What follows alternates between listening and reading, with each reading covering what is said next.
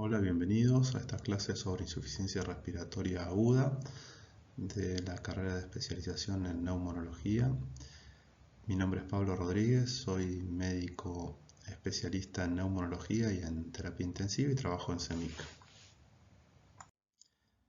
Vamos a abordar los siguientes temas. En primer lugar, una definición o una serie de definiciones. A continuación, una breve descripción sobre la fisiopatología, diagnósticos diferenciales, en enfoque diagnóstico, muy superficialmente aspectos vinculados al tratamiento y el pronóstico. Durante la cursada del módulo de neumología crítica van a tener clases sobre muchos de los aspectos que son de alguna manera mencionados en esta clase, por lo cual esta clase es más una clase de integración en todo caso, y cada uno de los temas específicamente probablemente sean abordados con mayor profundidad en dichas clases.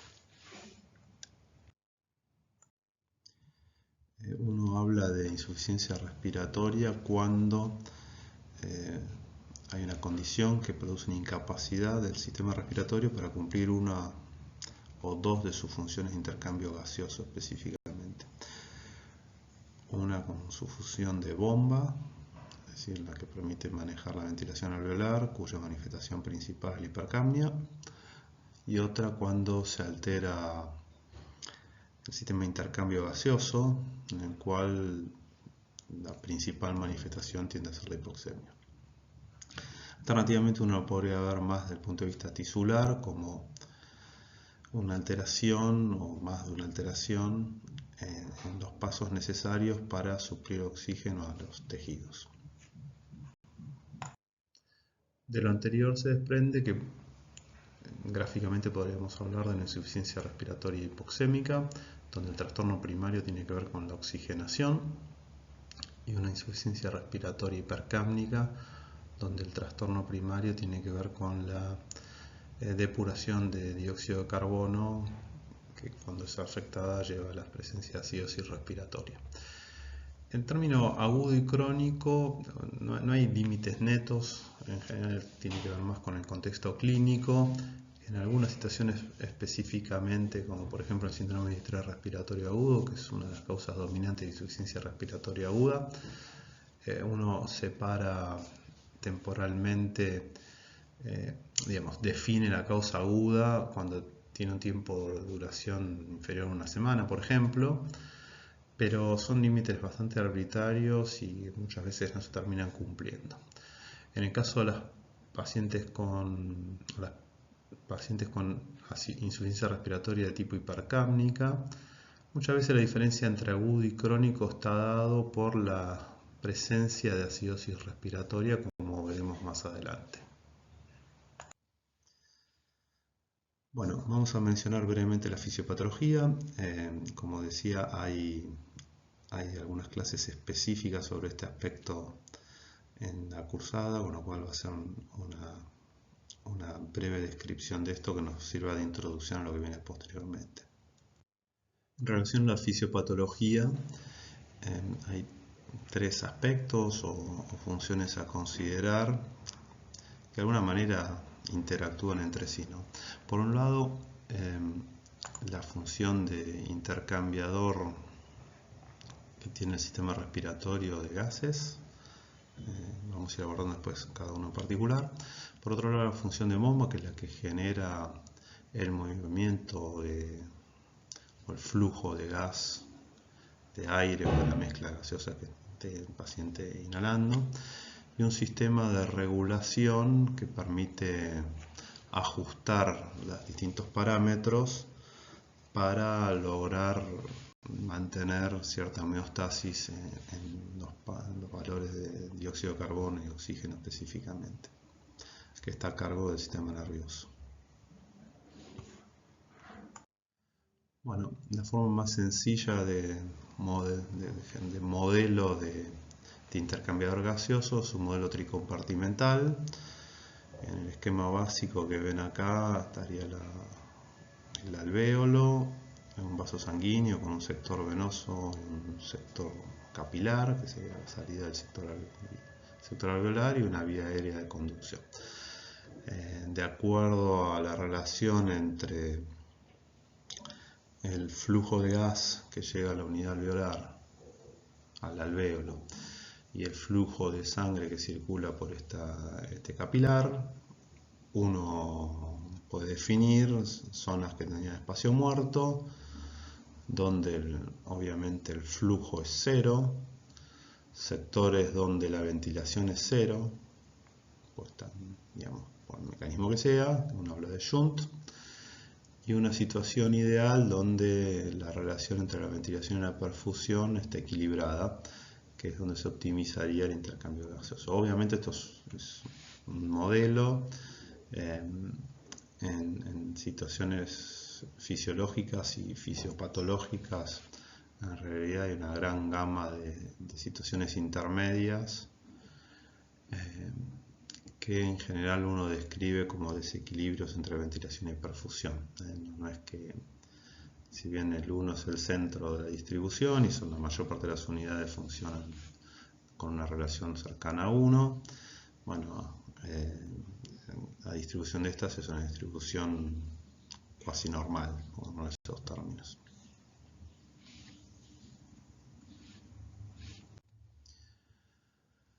Bien, teniendo en cuenta un poco lo anterior, los mecanismos clásicos de hipoxemia, y esto no, digamos, es más genérico, no es tanto de insuficiencia respiratoria aguda hipoxémica, sino en general. Como ustedes saben, son, bueno, cuando uno inhala y la presión inspiratoria de oxígeno baja, eso obviamente disminuye la presión alveolar de oxígeno y eso impacta directamente en la presión capilar y la arterial de oxígeno. La hipoventilación es un mecanismo clásico, las alteraciones de ventilación y perfusión, de acuerdo al esquema que mencionaba anteriormente, los shunt, que pueden ser intrapulmonares, como mencionaba en el diagrama anterior, o extrapulmonares, por ejemplo, cardíacos o intracardíacos. Bueno, también son un mecanismo clásico de hipoxemia. La caída muy marcada en la saturación venosa de oxígeno, esto, por ejemplo, situaciones de shock extremo y particularmente cuando hay alguna alteración en la ventilación perfusión, esto magnifica el grado de hipoxemia. Y finalmente uno podría mencionar las alteraciones de difusión de oxígeno, que son más difíciles de cuantificar y no son ampliamente reconocidas, pues es difícil de ver cuál es el peso en situaciones fisiopatológicas reales. ¿Cómo se puede cuantificar la magnitud de la alteración del intercambio de oxígeno? En realidad uno para ello puede utilizar diferentes indicadores. El más clásico es la diferencia alveolar arterial de oxígeno. Para ello uno tiene que calcular la presión alveolar de oxígeno a partir de la presión barométrica, la fracción inspirada y la presión de dióxido de carbono que uno tiene en los gases arteriales, y a ese valor se le resta la presión alveolar de oxígeno, la presión arterial de oxígeno que medimos en los gases en sangre. La fracción inspirada al 21%, en general el valor esperado en personas es inferior a 10 milímetros de mercurio, y esto suele variar, aumentar un poquito con la edad, y en personas, por ejemplo, con tabaco se generaliza un poquito más alto. Si bien es útil, como verán, un poco muestro que se suele utilizar cuando uno hace una especie de algoritmo para evaluar los mecanismos fisiopatológicos en pacientes con alteraciones en la oxigenación. Hoy por hoy,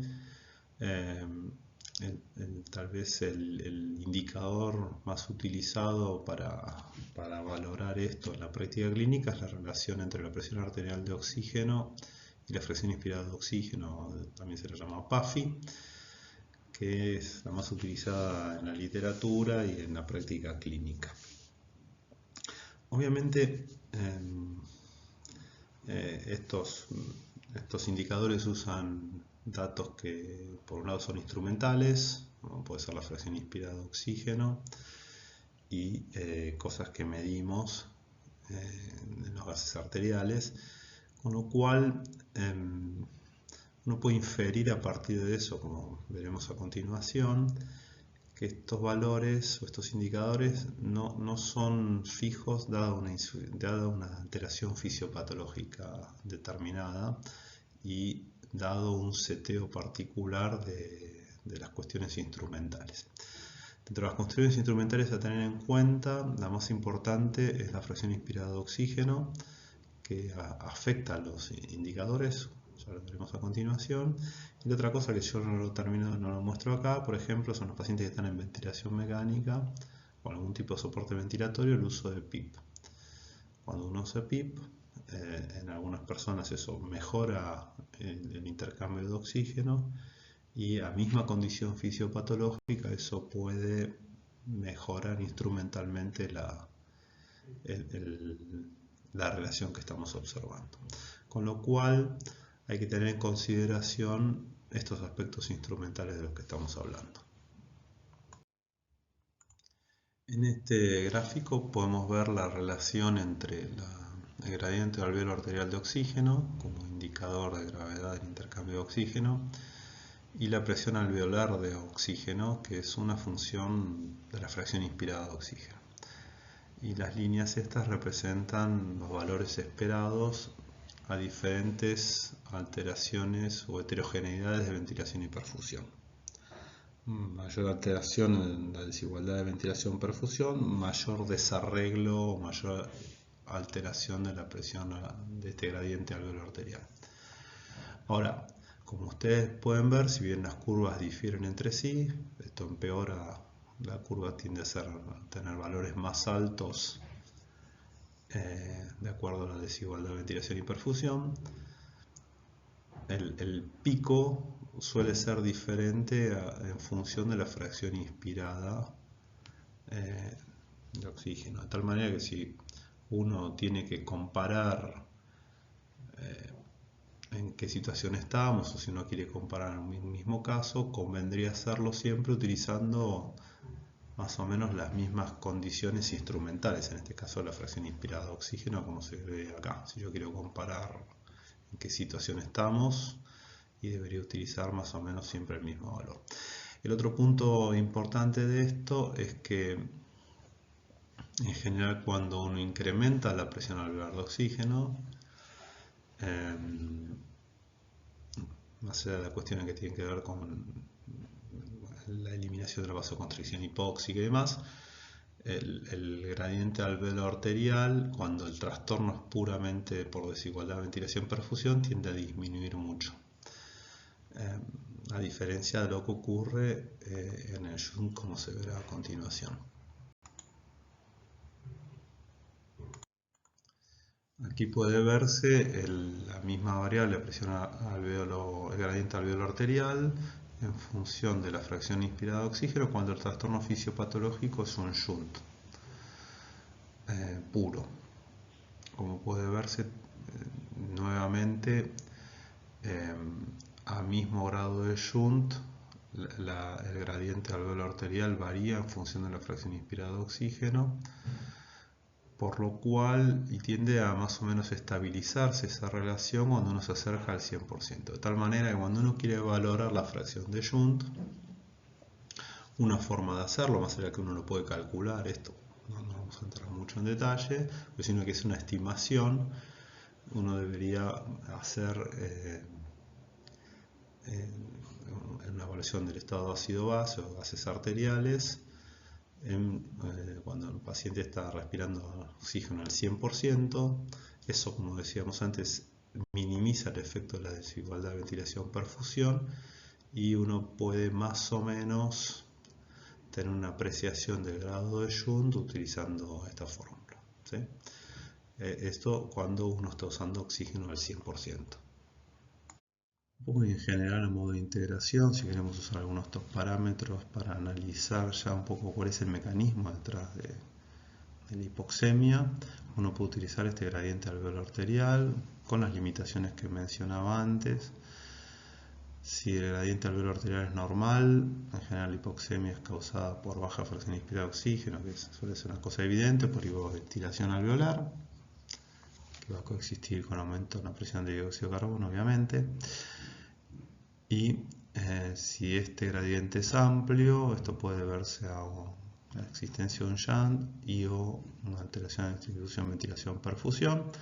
Y uno eventualmente en estas condiciones podría usar una ventilación al 100%, que como veíamos en las curvas de desequilibrio, ventilación, perfusión, cuando está cercano al 100%, la alteración de ventilación, perfusión tiende a corregir, no así el shunt. Bien, el segundo aspecto a considerar en la fisiopatología es la función de bomba del sistema respiratorio. El sistema respiratorio, más allá del intercambiador, que es, hablábamos, las unidades alveolares, constituidas por alvéolos y microcirculación, hay una cuestión de orden que tiene que ver con la caja torácica, la bomba, que son los músculos respiratorios, la estructura en términos de distensibilidad y resistencia del sistema respiratorio. No vamos a entrar mucho en detalle, porque esto sería largo, pero simplemente a modo introductorio.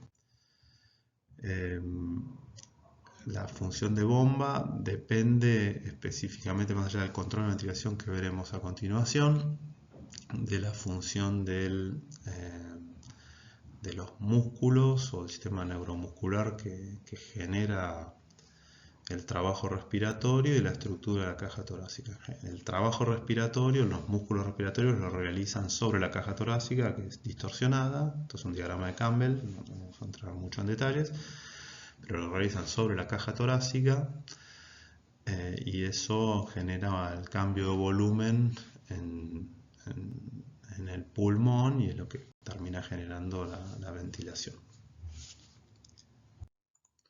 En cuanto al control de la ventilación, es un sistema complejo, tiene un mecanismo de control automático de la ventilación coordinado por una serie de núcleos que están en el tronco cerebral, que se encargan por un lado de generar las secuencias de frecuencia y de tiempos inspiratorio y expiratorio, y por otro lado la profundidad del esfuerzo. Este generador del patrón actúa sobre los distintos efectores musculares, inspiratorios, expiratorios, la musculatura alveolar superior, los cuales generan una distorsión en la caja torácica que termina generando la ventilación alveolar. Esto afecta a la composición de los gases, de los gases sanguíneos, y esto de alguna manera es sensado por receptores periféricos y receptores centrales, que a su vez tienen aferencias que modulan el tipo de descarga o la frecuencia de descarga del generador del patrón. Más allá de control automático, hay controles que tienen que ver son controles voluntarios, como ser el cortical, y otros que están asociados a determinadas cuestiones no respiratorias, como puede ser hablar, tragar, toser, etcétera, que generan actividad de estos efectores musculares, pero que ya no depende tanto del generador del patrón propiamente dicho. De un punto de vista matemático, la presión arterial de dióxido de carbono es una función de, por un lado, la producción de dióxido de carbono tisular y la ventilación alveolar. Cuando la ventilación alveolar aumenta, esto generaría una disminución de la presión arterial de dióxido de carbono. Esto define una relación que es hiperbólica, como se ve acá. Entonces, en este gráfico está la presión arterial de dióxido de carbono en función de la frecuencia respiratoria y las líneas representan, en este caso, 3 volúmenes corrientes. Son, como decía, gráficos teóricos, ¿no? Pero bueno, un poco la respuesta esperada en situaciones, diría, cuasi experimentales, aumentar la frecuencia respiratoria o mismo volumen corriente, sería una disminución de la presión de dióxido de carbono. Esto en ausencia de, digamos, en situaciones experimentales o absolutamente instrumentales.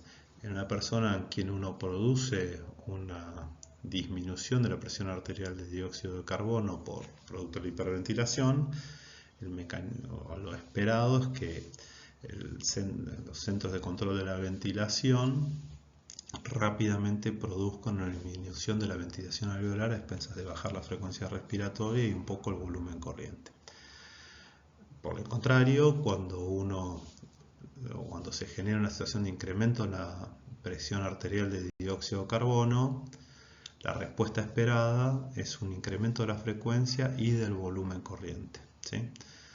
Eso sería la respuesta fisiológica esperada. Entonces, ¿qué lleva a la hipercapnia o la insuficiencia respiratoria de tipo hipercápnica?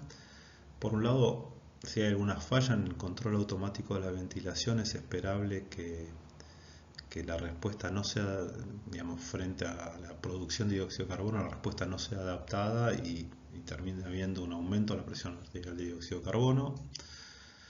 Por otro lado, si hay una incapacidad para sostener la ventilación alveolar, ocurre exactamente lo mismo, si es de causa muscular o por alteraciones en la estructura de la caja torácica.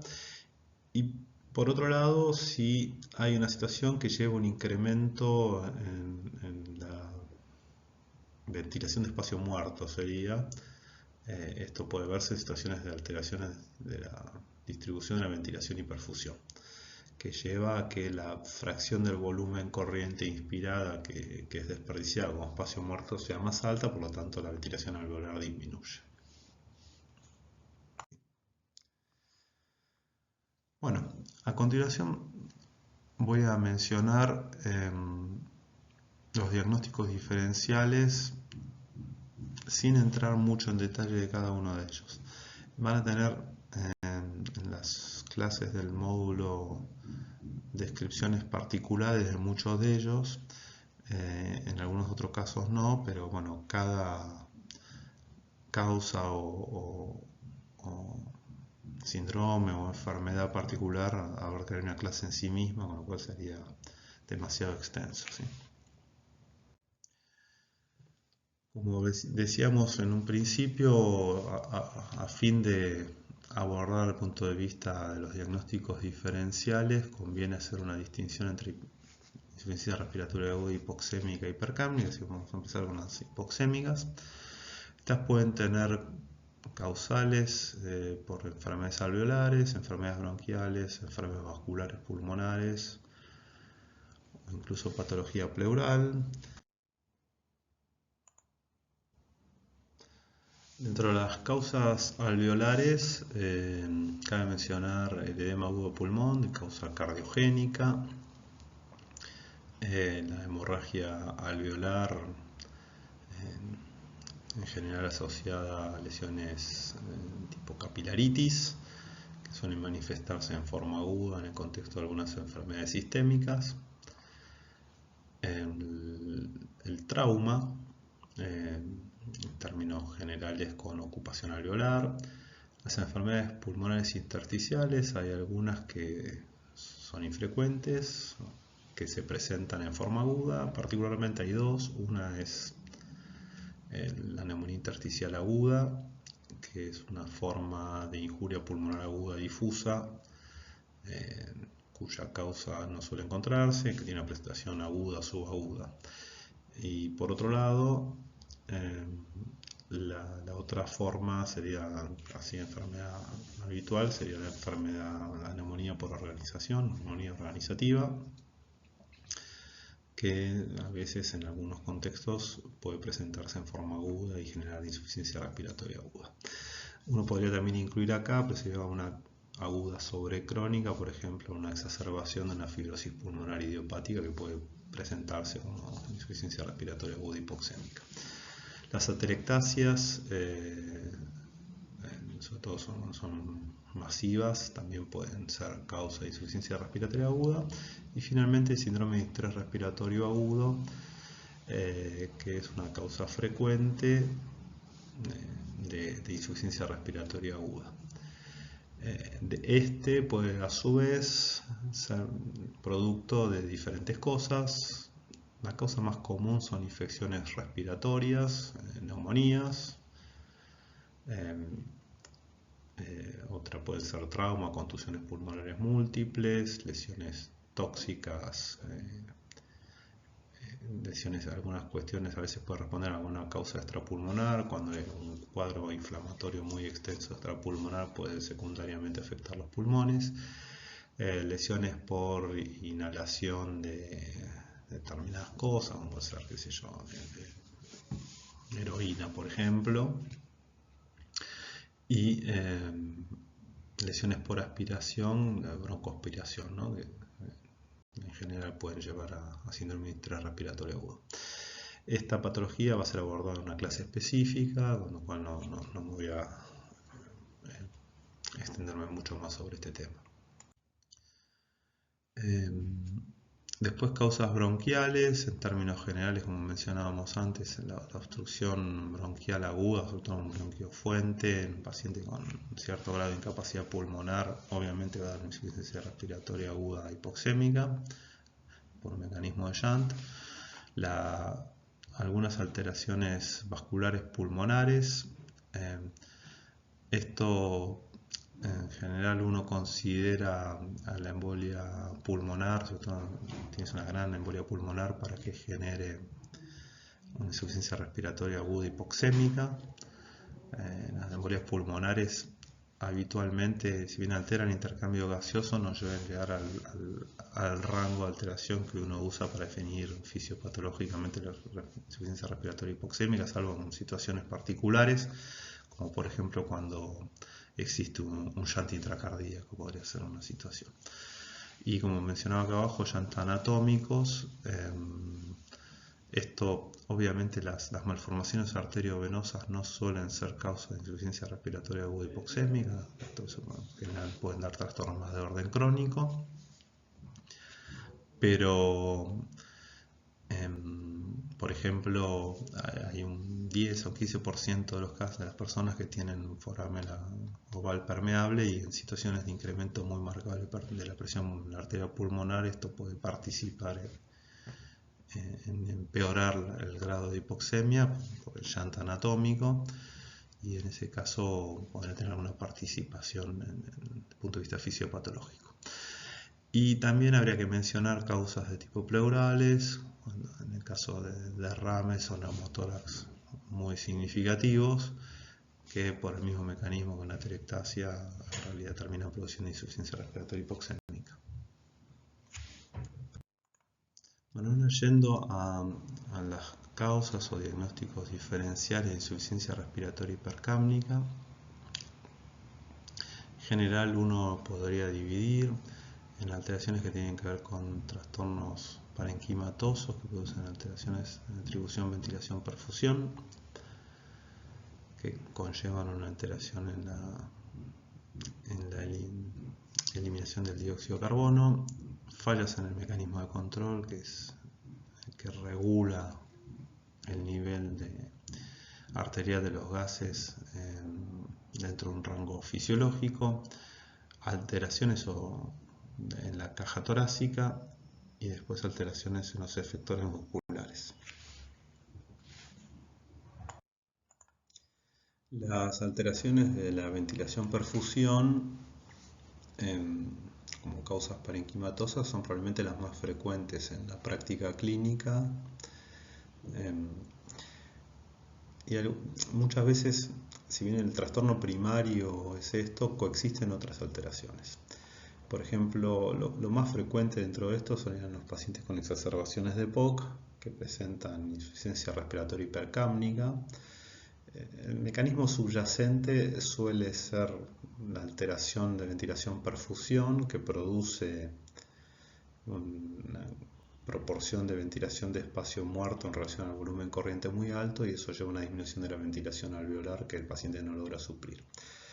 Pero esto suele coexistir con, como en los otros casos que mencionamos a continuación, con un cierto grado de incapacidad muscular y en algunos pacientes algún trastorno en el control de la ventilación, que puede ser facilitado, por ejemplo, cuando uno le da oxígeno. Hay algunos pacientes con EPOC o con obesidad que son susceptibles de deprimir su control ventilatorio a punto de partir a la corrección de la hipoxemia cuando esta existe. El otro grupo que uno podría considerar dentro de las alteraciones estructurales son las personas que tienen, los pacientes que tienen obstrucciones o restricciones muy severas. Uno puede imaginar diferentes escenarios dentro de las cosas digamos, de las patologías que uno conoce, y que esta alteración mecánica sobrepasa la capacidad muscular de sostener la ventilación alveolar necesaria para mantener la homeostasis del dióxido de carbono. En términos de las fallas del control de la ventilación, lo más frecuente tiene que ver con fármacos o causas toxicológicas. Hay fármacos que, como ustedes saben, deprimen el drive a nivel central, y eso hace que el patrón respiratorio cambie, sea más lento y menos profundo, más profundo de acuerdo a la droga que uno considere. Mucho más raro son lesiones específicas del sistema nervioso central que afectan algunas zonas del tronco cerebral. Esto es mucho más infrecuente, pero bueno, uno lo tiene que considerar. Dentro de las causas, digamos, también menos frecuentes, están las alteraciones que tengan que ver con la función muscular de bomba del sistema respiratorio, entre ellas las neuropatías. Estas neuropatías pueden ser neuropatías generales o específicas de los nervios frénicos. Esto último es bastante raro. De la general, la forma más frecuente a considerar para una insuficiencia respiratoria aguda es en el síndrome de Guillain-Barré, o la radiculoneuropatía aguda.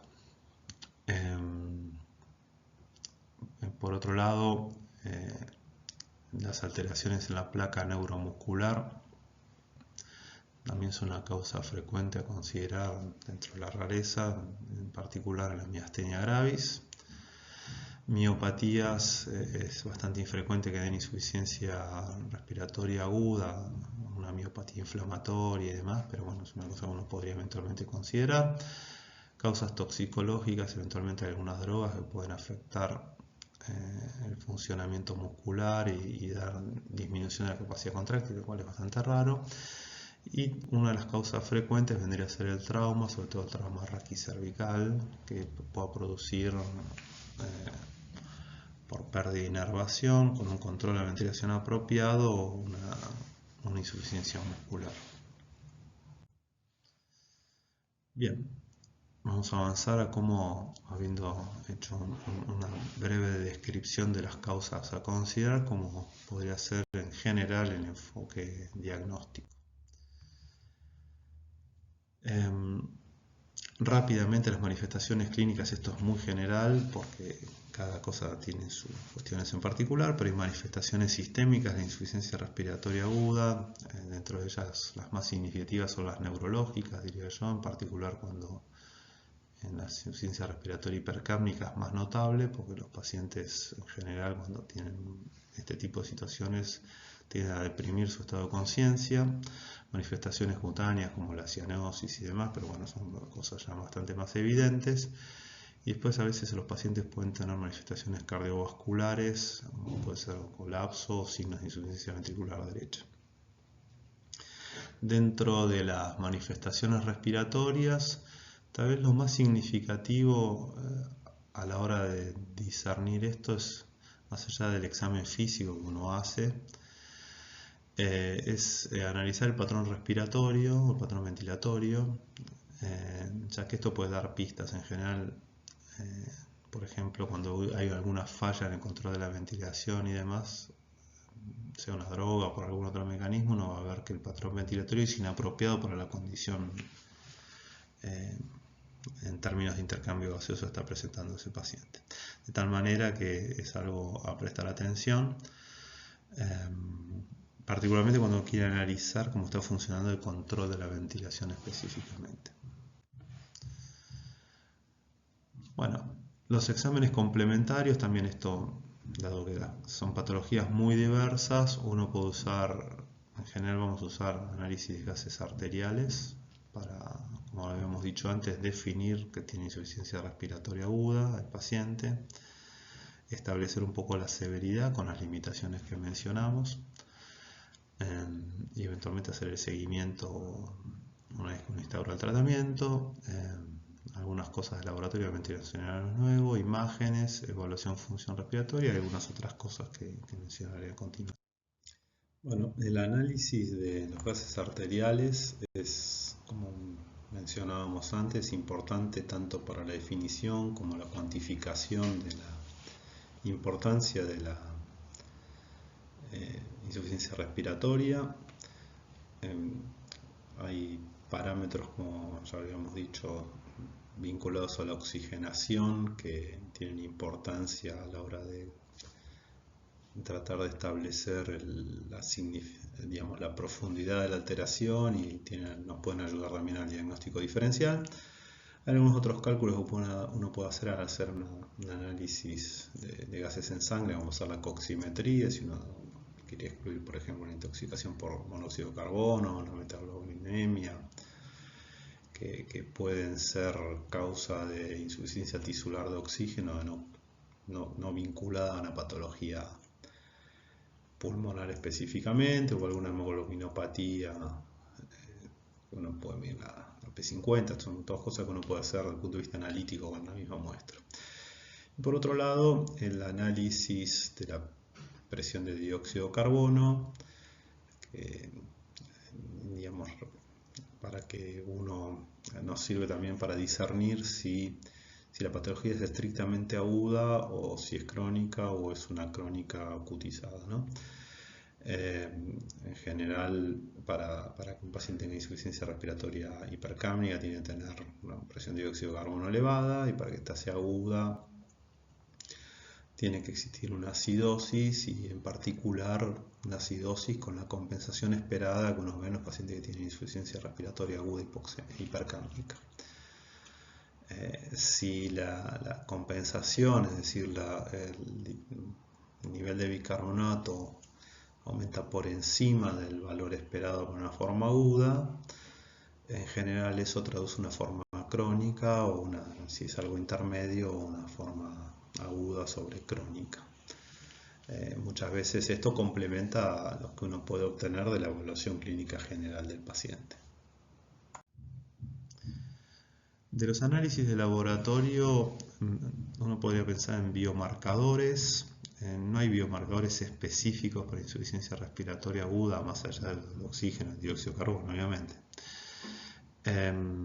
Pero bueno, uno puede llegar a considerar utilizar es el BNP.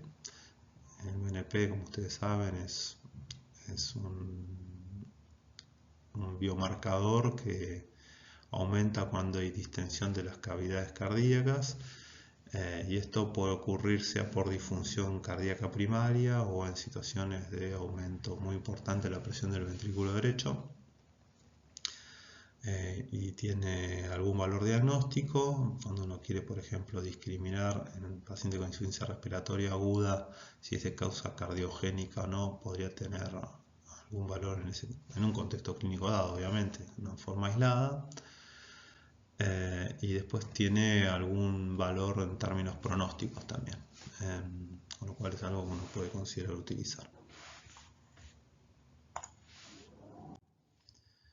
En términos de imágenes, bueno, la radiografía de tórax en general es lo que más rápidamente uno puede obtener y aporta información, o sea, si es normal o anormal. No nos centramos mucho en detalle, puesto a hablar de cada patología en particular.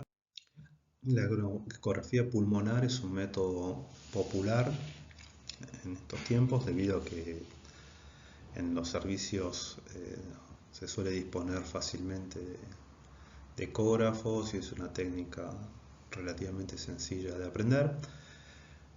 A nivel pulmonar, Uno puede ver, por ejemplo, en esta imagen signos que indican que hay broncograma aéreo, lo cual hablaría de un síndrome de condensación, por ejemplo en el caso de una neumonía.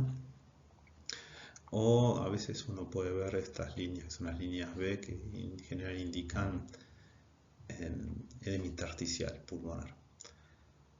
Obviamente no discriminan la causa, pero bueno, son informativas y es algo que uno puede obtener rápidamente al pie de la cama del paciente. Al igual que mencionábamos antes, cuando uno mira la pleura, como en este caso, uno puede identificar fácilmente el derrame pleural. También uno puede utilizar la ecografía pleural para diagnosticar neumotórax.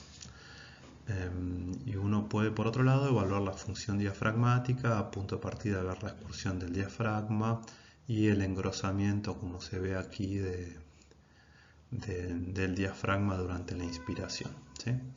Que son técnicas bastante reproducibles y que se pueden utilizar nuevamente al pie de la cama del paciente para valorar este tipo de patologías. La tomografía de tórax obviamente es un método muy importante a considerar cuando uno tiene mucha incertidumbre diagnóstica en particular. Obviamente esto implica trasladar al paciente que puede estar inestable y demás, pero puede demostrar enfermedad alveolar, pleural, como ven acá, tiene un neumotórax, enfisema, en fin. En general nos da información particularmente del estado cuando lo usa sin contraste del parénquima pulmonar. Y por otro lado, uno puede considerar, de acuerdo al contexto, hacer una angiotomografía para ver obviamente enfermedad tromboembólica pulmonar, ¿sí? Como se ven en estas imágenes. La evaluación funcional respiratoria tiene rol particularmente para evaluar pacientes con insuficiencia respiratoria aguda hipercápnica en particular, diría. En general, por ahí no tiene mucho rol en pacientes con alteraciones bronquiales, como puede ser el manejo crónico. Sí me da la impresión que es una herramienta útil para evaluar, por ejemplo, la capacidad de bomba del sistema respiratorio, en el contexto de insuficiencia respiratoria aguda hipercápnica, ¿no? De tal manera que uno la puede utilizar, por ejemplo, en pacientes con miastenia gravis o síndrome de Guillain-Barré para, por un lado, ver si hay compromiso muscular respiratorio y después definir si van a necesitar soporte ventilatorio o no, obviamente dentro de un contexto de otras variables, ¿no? Lo mismo ocurre con las presiones bucales máximas. Por otro lado, la evaluación del control de la ventilación, que implica ver cuál es la respuesta en términos del patrón ventilatorio y la ventilación minuto frente a exposición a hipercamia o hipoxemia, en particular la hipercamia. Esto es más difícil de llevar adelante en la práctica clínica, pero es importante considerar en particular cómo es el patrón ventilatorio y cuál es la ventilación minuto que uno tiene el paciente y si la puede medir. Cuando, por ejemplo, los pacientes están hipercámnicos y ver un poco la respuesta esperada, ¿no?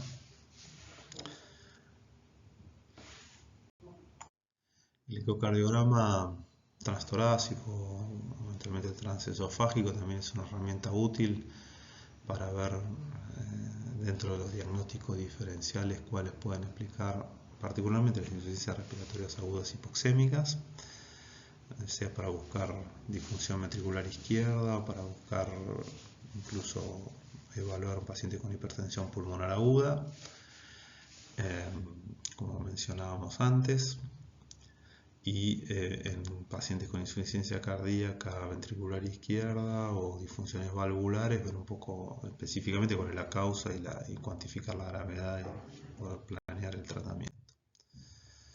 La otra cosa que uno puede hacer, sobre todo cuando hay inconsistencias entre lo que uno ve fisiopatológicamente, digamos, en los métodos de imágenes, por ejemplo, y el grado de hipoxemia que tiene, es ver si hay cómo está el septum interauricular, ver si hay alguna comunicación shunt de derecha a izquierda, Como les decía antes, el foramen oval suele estar permeable en un porcentaje, ¿no?, alrededor del 10% de la población.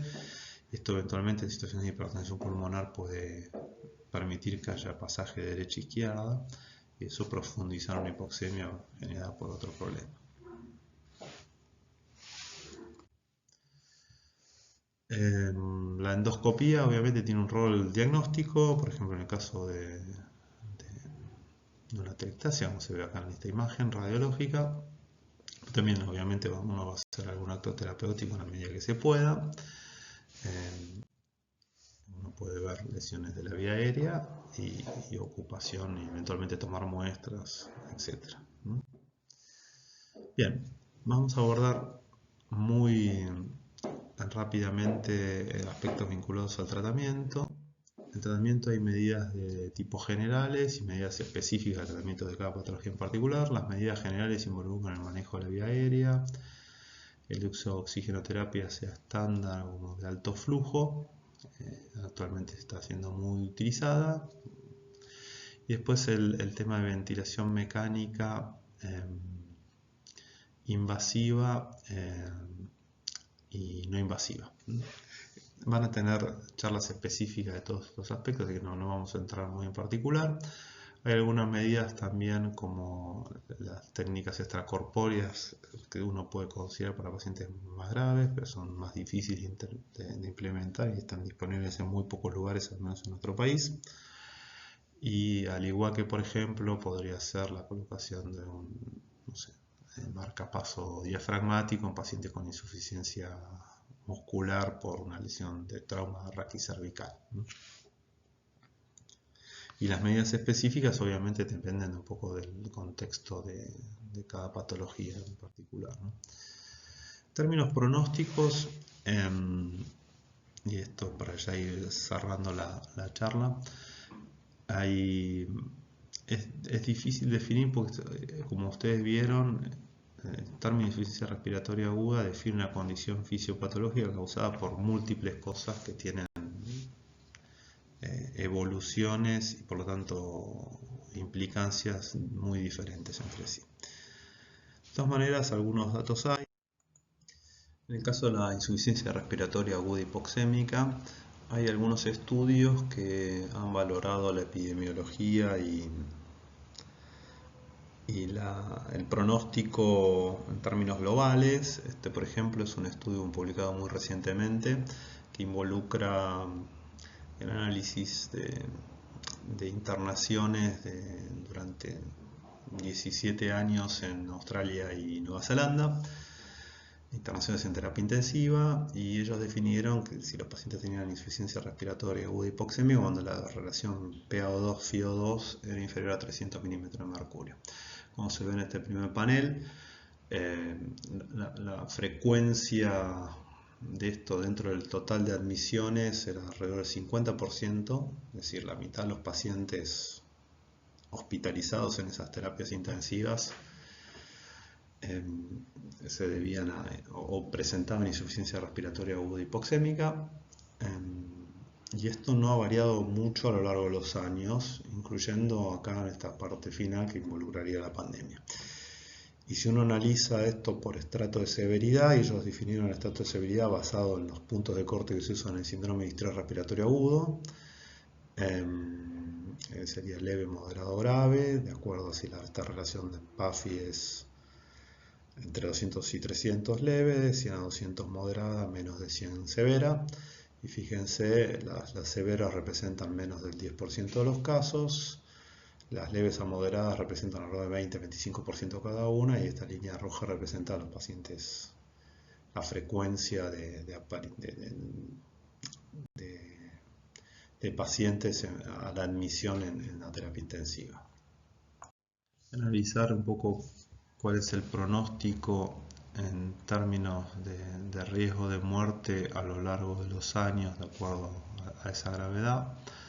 La línea roja sería todos los pacientes que tienen insuficiencia respiratoria aguda hipoxémica. Esto uno puede ver que hay una tendencia a una disminución en la mortalidad a lo largo de los años.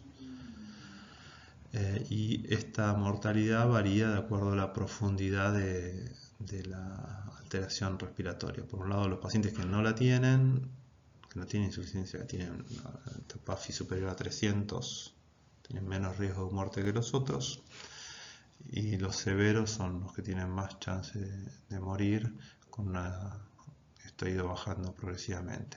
Acá están probablemente no del todo representados los pacientes con COVID, pero bueno, es un poco la tendencia que ha habido. En el caso de la insuficiencia respiratoria aguda hipercápnica, no hay estudios que tomen eso como unidad de análisis en comparación a lo que mostraba anteriormente. Dado que la causa más frecuente es la EPOC, realmente cuando uno habla de insuficiencia respiratoria aguda hipercápnica, sobre todo en los estudios que tienen que ver con intervenciones de soporte ventilatorio y demás, la mayor parte de los pacientes involucrados son pacientes con EPOC fuera de nichos particulares, como ser trauma raquimedular, etc., o enfermedades neuromusculares. Si uno analiza en los pacientes con EPOC, con el tratamiento actual que involucra una ventilación no invasiva y demás, la mortalidad hospitalaria en términos generales es del 9-10% más o menos. Esto tomando este metaanálisis que es de la Cochrane del 2017, pero hay estudios que tienen mucho tiempo. Ustedes se fijan acá, están listados los estudios. Son estudios que tienen muchos de ellos más de 20 años. En función de eso, bueno, nosotros en un estudio que hicimos colaborativo entre el Hospital Ferrer y mi institución, encontramos una mortalidad un poquito menor que eso en los pacientes internados en general por exacerbación aguda de EPOC, que tienen hipercapnia, y en aquellos que necesitaban soporte ventilatorio, más o menos la mortalidad que encontramos fue del 8%. Así que bueno, con esto concluyo esta clase. Les dejo mi contacto por cualquier eventualidad y a disposición por si hay dudas o inquietudes al respecto. Muchas gracias.